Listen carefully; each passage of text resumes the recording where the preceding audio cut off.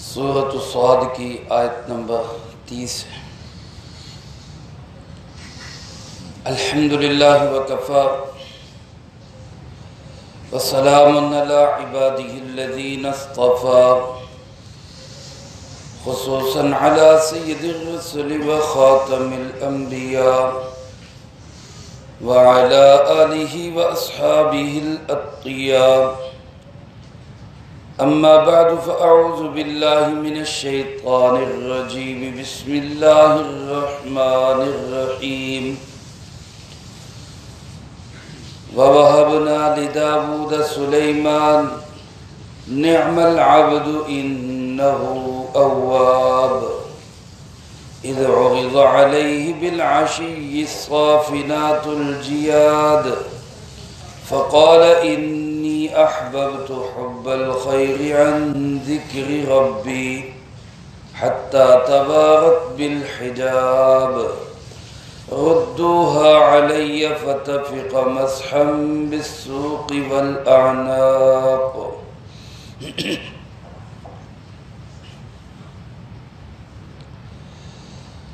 وَوَهَبْنَا لِدَاوُودَ سُلَيْمَانَ، اور ہم نے دیا داؤد علیہ السلام کو بیٹا سلیمان علیہ السلام۔ نعم العبد، کیا ہی اچھا بندہ ہے وہ، انہو اواب، کوئی شک نہیں کہ وہ اللہ کی طرف رجوع کرنے والا ہے۔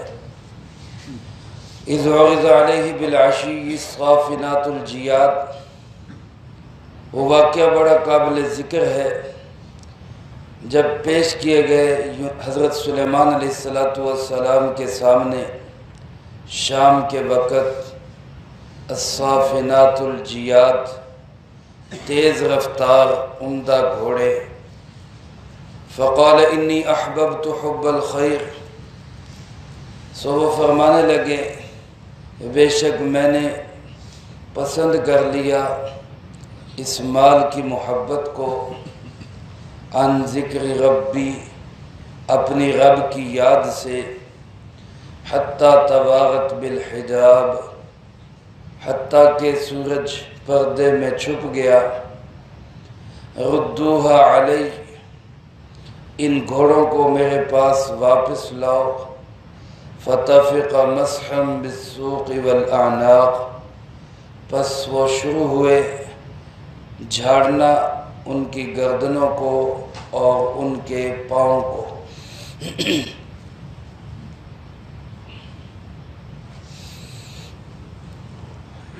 ان آیات مبارکہ میں اللہ رب العالمین نے حضرت سیدنا داؤد علی نبینا وعلیہ السلام کے بیٹے حضرت سلیمان علیہ السلام کا تذکرہ فرمایا ہے۔ حضرت داؤد علیہ السلام جس طرح اللہ کے خلیفہ ہیں، اللہ نے ان کو نبوت بھی عطا کی، بادشاہت بھی عطا کی، اور پھر ان کو یہ ہدایات بھی دی کہ لوگوں کے درمیان عدل انصاف کے ساتھ فیصلہ کرو، کسی کی سائیڈ نہ لو۔ اسی طرح اللہ رب العالمین نے درمیان میں یہ بات بھی بتائی، جیسے میں دنیا میں اپنے خلیفہ داؤد کو حکم دے رہا ہوں کہ لوگوں کے درمیان عدل اور انصاف کرو، تو جو اللہ اپنے خلیفہ اور نائب کو یہ حکم دے رہے تو ظاہر ہے وہ اللہ خود بھی تو عدل اور انصاف کرے گا، اور وہ کب کرے گا؟ وہ آخرت کا دن ہوگا، قیامت کا دن ہوگا، جس میں فرمایا کہ ہم متقین اور فجار کو ایک جیسا نہیں بنائیں گے، ہم زمین میں فساد مچانے والوں کو اور ایمان اور اعمال صالحہ والوں کو ایک جگہ پہ کھڑا نہیں کریں گے، ہم ان کے درمیان عدل اور انصاف کریں گے۔ اور اس کے بعد پھر حضرت داؤد علیہ السلام کے بیٹے سلیمان کا تذکرہ کیا۔ حضرت سلیمان علیہ السلام کو بھی اللہ پاک نے نبوت بھی عطا کی، بادشاہت بھی عطا کی، بلکہ مفسرین کرام رحمہم اللہ نے لکھا ہے کہ بیٹے کی یعنی حضرت سلیمان علیہ السلام کی حکومت حضرت داؤد علیہ السلام کی حکومت سے بھی زیادہ مضبوط تھی۔ ایک تو بعض حضرات نے لکھا ہے کہ یہ عالمی حکومت تھی، پورے جہان پہ ان کی حکومت تھی، اور دوسرا جانوروں تک، پرندوں تک، حتیٰ کہ جنات تک اللہ پاک نے حضرت سلیمان علیہ السلام کو حکومت عطا کی ہوئی تھی۔ علماء نے لکھا ہے حضرت داؤد علیہ السلام کے 19 بیٹے تھے، حضرت سلیمان علیہ السلام ان 19 بیٹوں میں سب سے چھوٹے بیٹے تھے، اور ابھی یہ 13 سال کے تھے کہ حضرت داؤد علیہ السلام کا انتقال ہو گیا، اور یہ 13 سال کی عمر میں بادشاہ بن گئے۔ کہو سبحان اللہ۔ 13.5 سال دے بچے نک پونجنا نہیں آتا، نک کداں پونجے، یہ اللہ پاک کی طرف سے صلاحیت، اور اللہ رب العالمین کی طرف سے یہ ایک خاندانی، جو لوگ آج کہہ دیتے ہیں نا جی یہ موروثی چل رہا ہے، جی موروثی، تو موروثیت اچھی چیز ہے اگر وارث بھی اچھا ہو، مورث بھی اچھا ہو۔ اگر وارث اور مورث دونوں بے ایمان ہوں تو پھر واقعی موروثیت اچھی چیز نہیں ہے، لیکن خاندانی اثرات، وجاہت، عقل، سمجھ اللہ نے وہ ایک انسانوں کی فطرت میں رکھی ہوتی ہے۔ تو حضرت داؤد علیہ السلام کی بھی جتنی صلاحیتیں تھیں اللہ پاک نے وہ حضرت سلیمان علیہ السلام میں رکھ دی۔ 13 سال کے بچے نے مملکت کی باغ دوڑ سنبھالی، اور پھر 40 سال کی عمر تک حضرت سلیمان علیہ السلام بادشاہ رہے، اور عدل اور انصاف کے ساتھ زمین پہ حکومت کی۔ اس بادشاہت کے امور کے باوجود، سلطنت کی ساری ذمہ داریوں کے باوجود، ایک اللہ کی خلافت کا حق ادا کرتے ہوئے، بادشاہ نہیں تھے، خلیفہ تھے۔ اور علماء نے لکھا ہے کہ بادشاہ اور خلیفہ میں فرق ہوتا ہے۔ حضرت سیدنا عمر فاروق رضی اللہ تعالیٰ عنہ نے ایک دفعہ لوگوں سے پوچھا کہ بتاؤ مجھے تم بادشاہ سمجھتے ہو کہ اللہ کا خلیفہ سمجھتے ہو؟ میرے بارے میں تمہارا کیا خیال ہے؟ تو ایک صحابی کھڑے ہوئے اور انہوں نے کیا عرض کی، امیر المؤمنین، جو بادشاہ لوگ ہوتے ہیں یہ عوام کا مال بھی ظلم سے لیتے ہیں اور خرچ بھی اپنی مرضی اور خواہشات سے کرتے ہیں۔ آپ نے جو ہم سے آپ مال وصول بھی کرتے ہیں وہ ظلم سے نہیں، وہ حق سے وصول کرتے ہیں، زکوٰۃ ہو، خیر یا صدقات ہو، عشر ہو، جو حق کا مال ہے وہی ہم سے لیتے ہیں، اور خرچ بھی جب کرتے ہیں تو اپنی مرضی اور خواہش سے نہیں کرتے بلکہ اللہ کے حکم سے خرچ کرتے ہیں۔ تو معلوم ہوتا ہے کہ آپ بادشاہ نہیں، آپ اللہ کے خلیفہ۔ تو حضرت داؤد علیہ السلام بھی اسی طرح خلافت کا حق ادا کرتے رہے، حضرت سلیمان علیہ السلام بھی ایسے ہی خلافت کا حق ادا کرتے رہے کہ انہوں نے عوام اور پبلک اور رعایا کا خیال رکھا۔ ایک موقع پہ فرمایا گیا کہ بادشاہ اور خلیفہ میں کیا فرق ہے؟ تو فرمایا بادشاہ تو وہ ہوتا ہے جو اپنے ڈنڈے سے قوم کو ہانکتا ہے، زبردستی قوم کو چلاتا ہے، اور خلیفہ وہ ہوتا ہے جو قوم اور پبلک کے ساتھ وہ رویہ اختیار کرتا ہے جو ایک باپ اپنی اولاد کے ساتھ کرتا ہے، شفقت والا، محبت والا، خیر خواہی والا، یہ خلیفہ ہوتا ہے۔ تو حضرت سلیمان علیہ السلام بھی، داؤد علیہ السلام بھی اپنی پبلک اور رعایا کے ساتھ باپ جیسی شفقت سے پیش آتے۔ ان سارے امور کے باوجود، ایسی بہترین مملکت اور حکومت کے باوجود، اللہ کو بھی اتنا راضی کیا سلیمان علیہ السلام نے، عبادت بھی ایسی کرتے کہ اللہ رب العالمین نے بھی فرمایا نعم العبد، کیا ہی اچھا بندہ ہے، کیا ہی اچھا بندہ ہے۔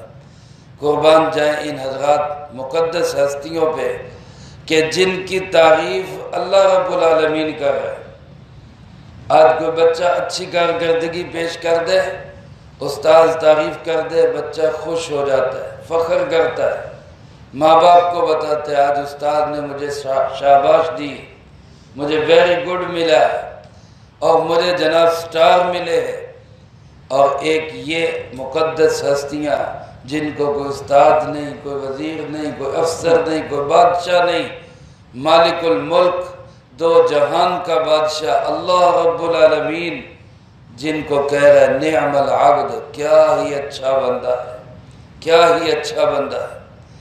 انہو اواب، اللہ پاک فرماتے ہیں بہت زیادہ اللہ کی طرف رجوع کرنے والا تھا، اللہ کی طرف بہت زیادہ رجوع کرنے والا۔ اواب کہتے ہیں ہر کام میں اللہ کی طرف متوجہ ہونے والا، کوئی مشکل پیش آئے، کوئی پریشانی آئے، کوئی دکھ تکلیف آئے، اچھے حالات آئے، برے حالات آئے، ہر حال میں اللہ کی طرف رجوع کرنے والا۔ میرے محترم دوستو، دو حالتوں میں انسان اللہ کو بھول جاتا ہے۔ جب غم آتا ہے بعض اوقات تب بھول جاتا ہے، مایوس ہو جاتا ہے۔ جب خوشی آتی ہے تب بھول جاتا ہے، جبکہ انسان کا کام یہ ہے کہ خوشی کے حالات میں بھی اللہ کو یاد رکھے، غم کے حالات میں بھی اللہ کو یاد رکھے۔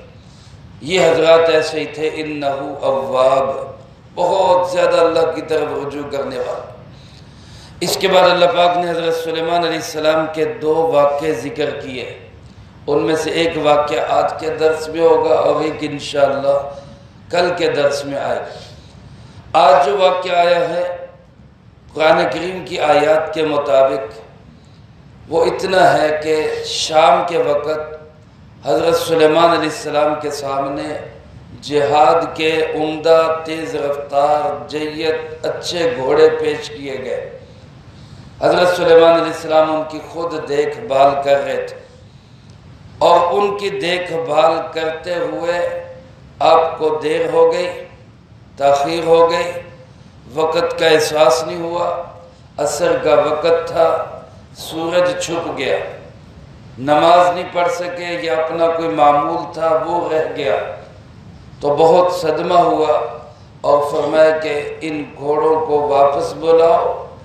واپس بلا کے پھر ان کی گردنوں پہ اور ان کی ٹانگوں پہ ہاتھ مارتے رہے، یعنی ان کو ذبح کر دیا، ان کو قربان کر کے ان کا گوشت صدقہ کر دیا۔ ایک تفسیر تو یہی ہے کہ حضرت سلیمان علیہ السلام نے ان گھوڑوں کو ان کی دیکھ بھال میں لگے تو ان کی دیکھ بھال میں نماز کا وقت نکل گیا، اور پھر اپنے آپ پہ افسوس ہوا اور غلطی پہ بھی تنبہ ہوا۔ حالانکہ بھول کے انسان رہ جائے نماز سے تو کوئی بہت بڑا گناہ نہیں ہے، بھول گیا ہے، بھول چوک تو معاف ہوتی ہے، لیکن اللہ کے نبی کا مقام بہت اونچا، اس لیے اس معمولی لغزش پہ بھی خود کو یہ سزا دی کہ وہ جو گھوڑے تھے ان کو سب کو قربان کر دی۔ علماء نے لکھا ہے کہ یہ مال کا ضائع کرنا نہیں، کیونکہ حضرت سلیمان علیہ السلام کے اپنے گھوڑے تھے، اور پھر ان کی شریعت کے اندر گھوڑے کی قربانی بھی جائز تھی۔ ہماری شریعت میں بھی گھوڑا حلال جانور ہے، حلال ہے، حرام نہیں ہے، لیکن اس کو کھانے سے اس لیے منع کیا گیا کہ یہ جہاد میں کام آتا ہے، جہاد کی سواری ہے، اس وجہ سے اس کو عام طور پہ ذبح نہیں کیا جاتا،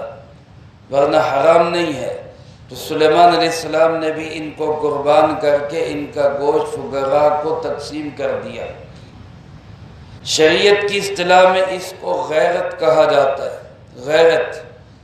کہ اللہ کے راستے میں جو چیز رکاوٹ بنی میں وہ چیز ہی نہیں رکھنا چاہتا، جس چیز نے مجھے اللہ کی یاد سے غافل کر دیا میں اس چیز کو ہی اپنے پاس نہیں رکھنا چاہتا۔ اس کی مثال رسول اللہ صلی اللہ علیہ وسلم کی زندگی میں بھی ملتی ہے، صحابہ کی زندگی میں بھی ملتی ہے۔ آپ صلی اللہ علیہ وسلم کو ایک صحابی ابو جہم رضی اللہ تعالیٰ نے یمن کی ایک چادر ہدیے میں پیش کی، ہدیہ دی ایک چادر، اس چادر کے اوپر کڑھائی ہوئی تھی، پھول بنے ہوئے تھے۔ آپ صلی اللہ علیہ وسلم نے اس چادر کو اوڑھا اور نماز پڑھی۔ نماز کے بعد آپ گھر تشریف لائے تو حضرت سیدہ عائشہ صدیقہ رضی اللہ تعالیٰ عنہ سے فرمایا یہ چادر ابو جہم کو واپس کر دو، میں اس چادر کو نہیں رکھنا چاہتا۔ میں نماز میں تھا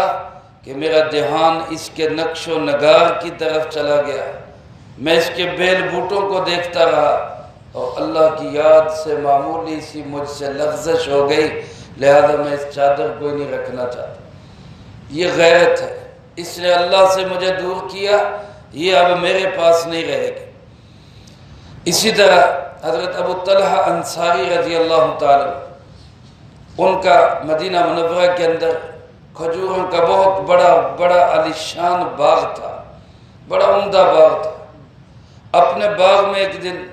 نفل پڑھ رہے یا نماز پڑھ رہے تھے تو نظر پڑی کہ ایک پرندہ باغ میں داخل ہوا، اور داخل ہونے کے بعد درخت اتنے گنجان، باغ اتنا گھنا کہ اس پرندے کو نکلنے کا راستہ نہیں مل رہا۔ اب وہ کبھی ادھر اڑ رہا ہے، کبھی ادھر اڑ رہا ہے، یہ نماز میں اب اس پرندے کو دیکھنے لگ گئے، توجہ اس کی طرف ہو گئی، نماز سے معمولی غفلت ہو گئی۔ جب نماز سے فارغ ہوئے تو بارگاہ نبوت میں حاضر ہوئے اور عرض کی کہ اللہ کے محبوب جی صلی اللہ علیہ وسلم، جس باغ کی وجہ سے، جس پرندے کی وجہ سے اور باغ کی وجہ سے آج میری نماز کے اندر خلل آیا ہے، میں اس باغ کو نہیں رکھنا چاہتا، پورا باغ رسول اللہ صلی اللہ علیہ وسلم کو دے دیا کہ آپ فقراء میں تقسیم کر دیں۔ یہ غیرت ہے کہ اللہ کی یاد میں جو چیز غفلت کا سبب بنی، میں اس چیز کو ہی اپنے پاس نہیں رکھنا چاہتا۔ اسی طرح حضرت کعب بن مالک رضی اللہ تعالیٰ عنہ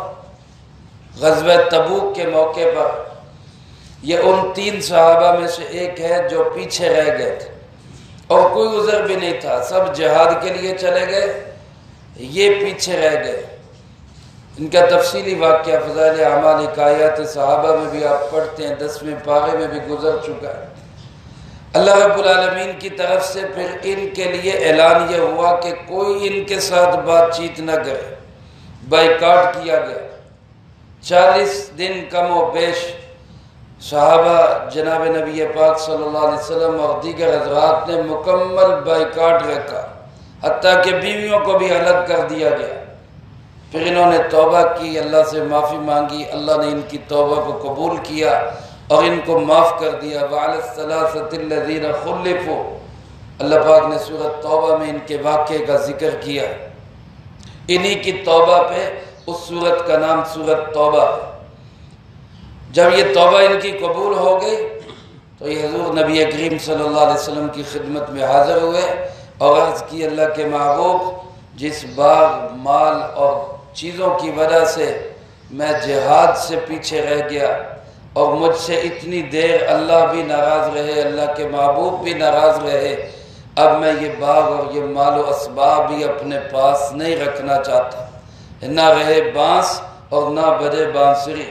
لہذا یہ باغ ہی آپ صدقہ کر دیں تاکہ آئندہ میں اللہ اس کے رسول کو ناراض نہ کروں۔ یہ میرے محترم دوستو، یہ غیرت اسلامی کہلاتی۔ حضرت سلیمان علیہ السلام نے بھی اسی غیرت کا تقاضا کرتے ہوئے ان گھوڑوں کو ذبح کر دیا، قربان کر دیا اور سارے گھوڑے فقراء مساکین میں بانٹ دی، ان کا گوشت ان کو کھلا دیا تاکہ نہ یہ گھوڑے رہیں نہ دوبارہ ان کی طرف دھیان جائے اور نماز کی یاد سے میں غافل نہ ہو جاؤں۔ خندق کے موقع پہ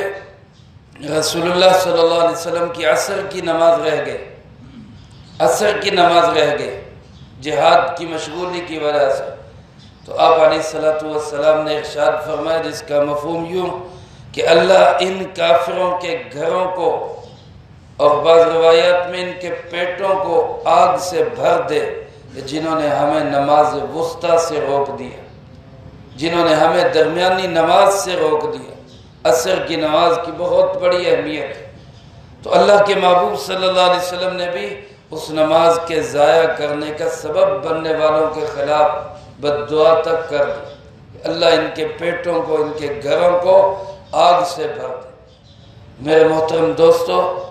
یہ سب غیرت اسلامی کے تقاضے ہیں۔ اس لیے علماء نے لکھا ہے اگر کسی انسان سے کوئی غلطی ہو جائے یا کوئی گناہ اس سے چھوٹ نہ رہا ہو تو اپنے آپ پہ وہ کوئی سزا لاگو کر سکتا ہے، ایسی سزا جو اسلامی احکامات کے مطابق ہو، کہ اگر میں نے آئندہ یہ گناہ کیا تو میں اتنا صدقہ کروں گا،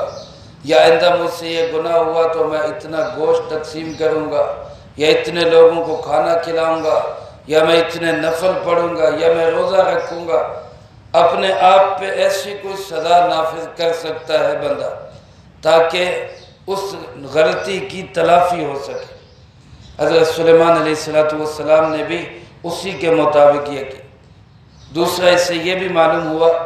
کہ جب ایک عبادت کا ٹائم ہو اور اس عبادت کا وقت طے شدہ ہو تو پھر دوسری عبادتیں ساری چھوڑ دینی چاہیے، پھر چاہے انسان عبادت میں بھی لگا ہو وہ چھوڑ دینا چاہیے، کیونکہ اجتماعی عبادت کا وقت شروع ہو گیا۔ اب دیکھیں حضرت سلیمان علیہ السلام کے پاس گھوڑے جہاد کے تھے، اور جہاد کے گھوڑوں کی دیکھ بھال کرنا یہ کوئی گناہ کا کام نہیں، وہ بھی نیکی کا کام ہے، جہاد کا کام ہے۔ لیکن اب نماز کا وقت ہو گیا تو اب پہلے نماز اہم ہے، لہذا اس کو چھوڑ کے نماز کی طرف آنا چاہیے۔ اس معمولی سی لغزش پہ انہوں نے اپنے آپ کو سزا دے گا۔ علماء نے اس لیے لکھا ہے کہ جمعہ کے دن جب اذان اول ہو جائے تو پہلی اذان کے بعد کسی بھی کام کے اندر لگنا، تجارت بھی منع، گھر کے اندر بیٹھنا بھی منع، آرام کھانا پینا سونا یہ بھی منع، حتیٰ کہ نفل عبادت کرنا یا اسی طرح گھروں کے اندر رہ کے قرآن کی تلاوت کرنا یہ بھی منع۔ اس وقت حکم یہ ہے کہ مسجد کی طرف چلو، جو کرنا ہے عبادت نفل پڑھنے ہیں تلاوت کرنی مسجد میں آ کے کرو، یہ جمعہ کی اہمیت ہے۔ فَاسْعَوْا إِلَىٰ ذِكْرِ اللَّهِ وَذَرُوا الْبَيْعَ، اللہ کی یاد کی طرف دوڑو اور سب خرید و فروخت سب کام چھوڑ دو۔ یہ ترتیب ہے، یہ نظم و ضبط ہے۔ اگر اس کے خلاف ہوگا تو بد نظمی پیدا ہوگی۔ اس لیے آپ دیکھتے ہیں کہ جب طواف ہو رہا ہوتا ہے، عین طواف میں بھی جب نماز کا وقت ہوتا ہے تو طواف کو روک دیا جاتا ہے کہ پہلے اب نماز ادا ہوگی اس کے بعد اب طواف ہوگا۔ اور یہاں ہمارے اللہ معاف کرے دکانیں بند نہیں ہوتی، وہاں طواف جیسی عبادت بند ہو جاتی کہ نماز کا وقت ہو گیا لہذا اب طواف بھی بند۔ اور یہاں جو ہے ہم دکانیں بند نہیں کرتے کہ نماز کا وقت ہو گیا چلو اب دکان ہی بند کر دو۔ تو اللہ ہمیں سمجھ نصیب فرمائے۔ اور ایک علماء نے مسئلہ یہ بھی لکھا ہے کہ حاکم وقت کو یا کسی بھی جگہ کے جو ذمہ دار ہو اس کو چاہیے کہ وہ سارے امور کی نگرانی خود کرے، یہ نہیں کہ اپنے نائبین کے سپرد کر کے خود فارغ ہو جائے، خود نگرانی کرے۔ حضرت سلیمان علیہ السلام باوجود بادشاہ تھے، گھوڑوں کی دیکھ بھال اپنے افسروں کے ذریعے بھی کرا سکتے تھے، اپنے نوکروں چاکروں سے بھی کرا سکتے تھے، لیکن حضرت سلیمان علیہ السلام گھوڑوں کی دیکھ بھال خود کر رہے تھے۔ اور اس سے یہ بھی معلوم ہوا کہ جہاد کے لیے دین کی محنت کے لیے اچھی سواری اچھا گھوڑا رکھ لینا اس میں کوئی حرج نہیں۔ اس زمانے میں گھوڑا سب سے بہترین سواری تھی، آج کل اس کی جگہ پہ کاریں آ گئی، آج کل اس کی جگہ پہ پراڈو آ گئی، آج کل اس کی جگہ پہ اچھے موٹر سائیکل آ گئے۔ تو اگر ایک انسان دینی خدمت کے جذبے سے اچھی سواری بھی رکھ لیتا ہے تو اس میں کوئی حرج کی بات نہیں، کوئی گناہ کی بات نہیں ہے، اللہ کی دین ہے۔ اگر کسی کو اللہ پاک اچھی سواری عطا کرتا ہے تو یہ نہیں کہنا چاہیے کہ جناب یہ بڑا پھٹیا ہے جی نے بڑی سواری رکھی، بس ٹھیک ہے اگر اللہ نے اس کو دی ہے اور بالخصوص وہ دین کے کاموں میں اس کو استعمال کر رہا ہے تو یہ تو سنت انبیاء ہے علیہ السلام۔ اچھے سے اچھے گھوڑے خود رسول اللہ صلی اللہ علیہ وسلم نے پالے، خریدے ہیں، رکھے۔ آپ نے اونٹنیاں بھی رکھی، گھوڑے بھی رکھے، بکریاں بھی رکھی، گدھا بھی رکھا، خچر بھی رکھا، ساری سواریاں آپ نے رکھی۔ تو آج کی سواریاں ان کی جگہ پہ گاڑی بھی ہے، موٹر سائیکل بھی ہے اور ساری سواریاں اس کی جگہ پہ ہیں، تو وہ اگر ایک انسان رکھتا ہے اور بالخصوص دین کی محنت کرتا ہے تو پھر اس میں کوئی حرج اور اعتراض کی بات بھی نہیں۔ تو اس لیے یہ ساری چیزیں اس ایک واقعہ سے ہمیں معلوم ہوتی ہیں۔ اس واقعہ کے مطابق، ان آیات کی اس تفسیر کے مطابق، اب تفسیر یہ ہوگی کہ سورج چھپ گیا، حضرت سلیمان علیہ السلام نے گھوڑوں کو واپس بلوایا اور واپس بلوا کر پھر ان کی طفق مسحا بالسوق والاعناق، اس کا معنی یہ ہوگا کہ ان کی پنڈلیوں کو، سوق پنڈلیاں اور اعناق ان کی گردنوں کو وہ مارنے لگے، یعنی ان کو ذبح کر کے ان کو کاٹنے لگے۔ یہ تفسیر ایک روایت میں بھی موجود ہے جو درجہ حسن کی روایت ہے، لہذا یہ زیادہ بہتر اور پائیدار تفسیر ہے۔ اور ایک تفسیر بعض مفسرین کرام رحمہ اللہ نے یہ کی ہے، اس لحاظ سے ترجمہ یہ بنتا ہے کہ حضرت سلیمان علیہ السلام کے سامنے گھوڑے پیش کیے گئے، صافنات الجیات، اچھے تیز رفتار عمدہ گھوڑے پیش کیے گئے، اور سلیمان علیہ السلام نے فرمایا انی احببت حب الخیر عن ذکر ربی، کہ میں جو اس خیر سے یعنی اس مال سے محبت کر رہا ہوں تو یہ دنیا کی وجہ سے محبت نہیں کر رہا، بلکہ اللہ کی یاد کی وجہ سے ہی محبت کر رہا ہوں۔ یعنی میں جو گھوڑوں سے اتنا پیار اور لگاؤ کر رہا ہوں، ان کی دیکھ بھال کر رہا ہوں، یا آج کل کوئی شخص گاڑی کی مینٹین کرتا ہے، اس کو سجاتا سنوارتا ہے یا اس کو جو ہے خوبصورت کرتا ہے، تو سلیمان علیہ السلام نے فرمایا کہ میں اس لیے نہیں کر رہا کہ مجھے کوئی مال سے محبت ہے، بلکہ میں اس لیے کر رہا ہوں کہ یہ بھی اللہ کا حکم ہے، یہ جہاد بھی اللہ کا حکم ہے، اس کے ذریعے میں جہاد کر رہا ہوں، اس وجہ سے میں ان کی دیکھ بھال کرتا ہوں۔ لہذا کوئی نماز کا اس میں مسئلہ نہیں ہوا۔ فرمایا کہ حتیٰ توارت بالحجاب، گھوڑوں کو دیکھ رہے تھے، گھوڑے بھاگ دوڑ رہے تھے تو گھوڑے نظروں سے اوجھل ہو گئے، گھوڑے دوسری طرف چلے گئے۔ فرمایا ان کو پھر لے کے آؤ، وہ پھر لے کے آئے، خادم ان کو پھر لے کے آئے، ردوها علی، ان گھوڑوں کو میرے پاس واپس لاؤ، فطفق مسحا بالسوق والاعناق، تو سلیمان علیہ السلام پیار کے ساتھ، محبت کے ساتھ ان کی گردن پہ اور ان کی پنڈلیوں پہ ہاتھ پھیرنے لگے، جیسے کس نے جانور رکھے ہو اور ان کو پیار کرتا ہو، تو سلیمان علیہ السلام نے بھی ایسے ہی جانوروں کو پیار کیا۔ اس تفسیر کے مطابق نماز کا اس میں مسئلہ نہیں، صرف یہ ہے کہ میں ان کے ساتھ جو محبت کر رہا ہوں اللہ کے حکم کی وجہ سے کر رہا ہوں۔ یہ دو تفسیریں ہوگی۔ بعض حضرات نے یہاں پہ یہ لکھا کہ سلیمان علیہ السلام نے جب دیکھا کہ سورج چھپ گیا تو آپ نے حکم دیا کہ سورج کو واپس لاؤ، اور پھر سورج واپس لایا گیا، اور پھر آپ نے دوبارہ نماز ادا کی۔ علامہ آلوسی رحمۃ اللہ علیہ نے روح المعانی میں لکھا ہے کہ یہ بالکل غلط ہے، ایسا کوئی واقعہ نہیں ہے کہ سورج کو واپس لایا گیا، اس لیے نہیں کہ اللہ کر نہیں سکتا، اللہ کر سکتا ہے، لیکن شریعت میں اس کی کوئی مثال نہیں ہے، کوئی ایسا واقعہ نہیں ہے۔ ہمارے یہاں بہت سارے حضرات حضرت علی کرم اللہ وجہ کی طرف بھی ایسا کوئی واقعہ منسوب کرتے ہیں، وہ بھی بالکل غلط ہے۔ ایسا کبھی نہیں ہوا کہ سورج دوبارہ واپس آیا ہو، لہذا یہاں جو فرمایا گیا ردوها علی، ان کو واپس لاؤ، اس سے مراد سورج نہیں بلکہ اس سے مراد گھوڑے۔ تو یہ سارے اسباق اس ایک واقعہ میں ہمارے لیے ہیں کہ اللہ کے دین کی محنت کے لیے اچھی سواری بھی رکھ سکتا ہے، لیکن اگر وہ اللہ کی یاد سے غافل کرے تو پھر غیرت میں ان کو قربان بھی کر سکتا ہے۔ اللہ پاک ہم سب کو حضرت سلیمان علیہ السلام جیسی صفات بھی نصیب فرمائے، اللہ کی ذات کی طرف رجوع بھی نصیب فرمائے۔ ایک امتحان ان کے اوپر اور آیا، اس کا تذکرہ اگلی آیات میں وہ انشاءاللہ اگلی فرصت میں آئے گا۔ اللہ پاک سے دعا ہے اللہ ہم سب کو قرآن و سنت کے مطابق عمل کر کے دوسروں تک پہنچانے کی توفیق عطا فرمائے۔ اللہم انت السلام و منک السلام تبارك ربنا وتعالى يا ذا الجلال والإكرام. اللهم أعنا على ذكرك وشكرك وحسن عبادتك.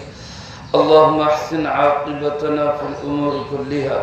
وأجرنا من خزي الدنيا